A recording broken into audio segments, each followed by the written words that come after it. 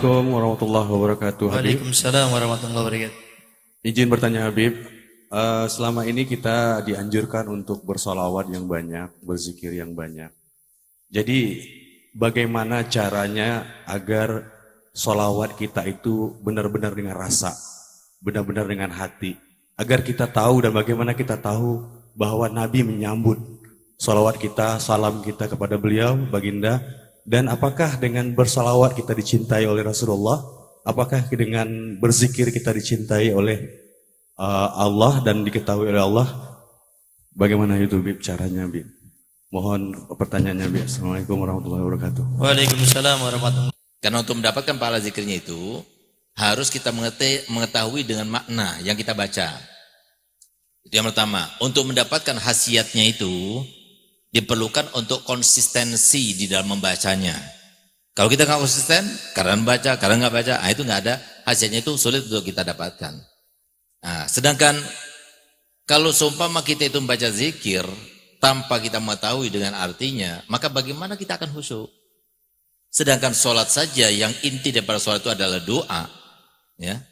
Itu Allah Ta'ala, Nabi kita Muhammad SAW bersabda, "Laisa lil musalli min sholatihi illa ma'akila minha." Seseorang yang sholat itu dia tidak akan mendapatkan pahala apapun daripada sholatnya kecuali yang dia khusyuk di dalamnya. Khusyuk dalam rukuk saja, rakaat pertama saja, ya berarti itu saja yang dia dapatkan. Nggak ada khusyuknya sama sekali, nggak dapat pahala sama sekali. Gitu. Jadi mungkin dia dapat pahala niat saja, niat mengerjakan sholat. Itu niat yang baik, ada pahalanya. Tapi sholatnya nggak ada pahalanya. Sama seperti zikir, seperti itu juga. Nah, oleh karena itu, maka biasakan ketika kita membaca sholawat, membaca doa, membaca rotib, membaca wirid, membaca zikir, itu kita tahu artinya. Nah, dengan begitu, maka kita itu bisa benar-benar meresapi artinya dan dengan rasa itu. Gitu. Nah, oleh karena itu, ada sebuah cerita sebagai motivasi buat kita ya.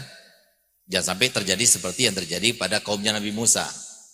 Di mana kaum Nabi Musa itu pernah bermunajah pernah meminta bertawassul kepada Nabi Musa. Dan Nabi Musa sudah munajahkan pada Allah dan Allah sudah menjanjikan. Allah akan mengabulkan doanya.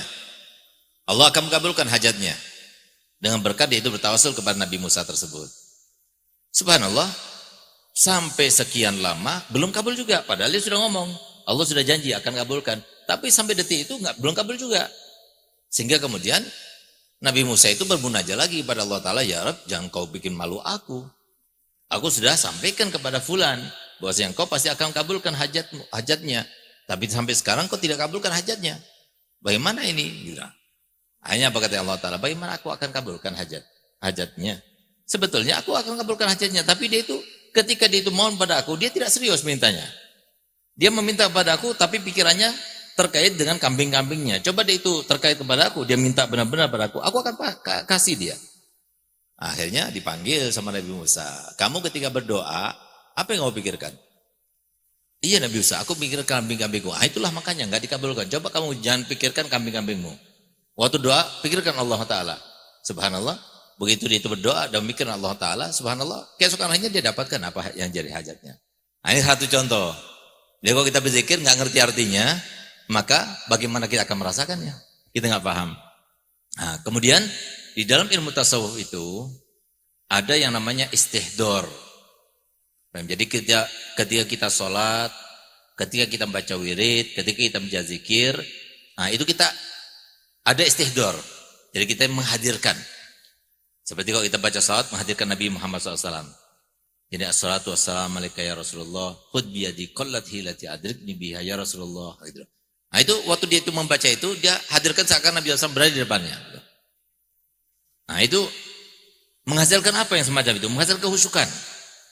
Ketika sudah kita khusyuk, maka akan menghasilkan sesuatu yang kita harapkan. Daripada pahalanya, khasiatnya, mujarrabnya zikir itu kita akan dapatkan ketika kita khusyuk. Nah, sedangkan kalau kita tidak khusyuk, yang terjadi itu adalah hati kita itu adalah lalu lintas dari segala macam lintasan. Baik lintasan yang keluar sendiri dari hawa nafsu, atau lintasan yang keluar dan berasal daripada setan, begitu pula lintasan yang keluar dan bermuara daripada malaikat.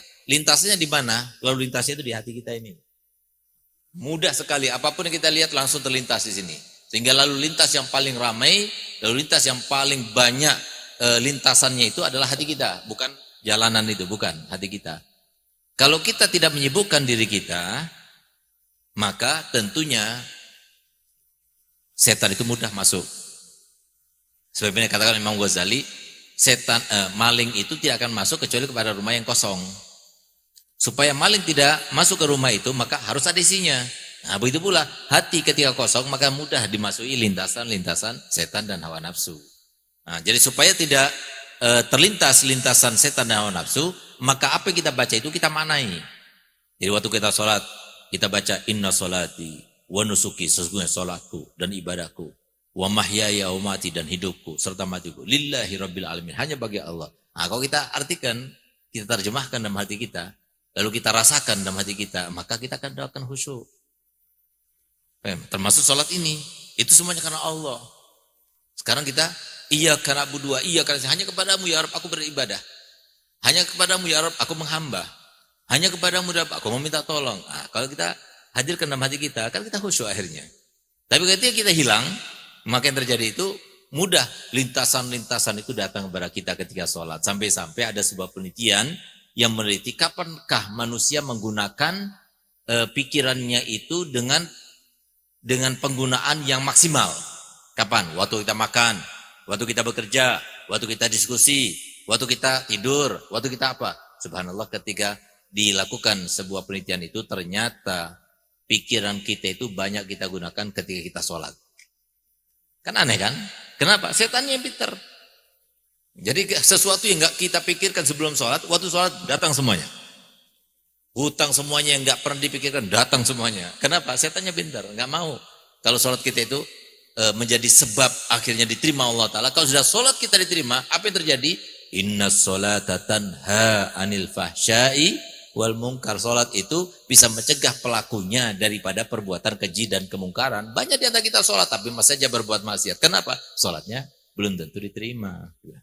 Tapi kalau misalnya diterima, betul-betul diterima, maka fungsinya itu benar-benar nyata kepada kita. Jadi mungkin seperti itu.